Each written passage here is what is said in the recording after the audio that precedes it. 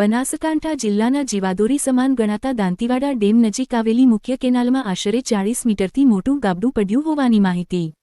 મોટું ગાબડું પડવાને કારણે આશરે 1000 ક્યુસેક પાણીનો પ્રવાહ બનાસ નદીમાં વહી રહ્યો હોવાની માહિતી. જેના કારણે આસપાસના ગામોમાં ભયનો માહોલ જોવા મળી રહ્યો છે. ગાબડું ડેમથી થોડેક દૂર પડ્યું હોવાથી ડેમને મોટું નુકસાન થવાની શક્યતા જોવા મળી રહી છે. તાત્કાલિક સિંચાઈ વિભાગ દ્વારા પાણી બંધ કરી તેની મરામત કરવામાં આવે.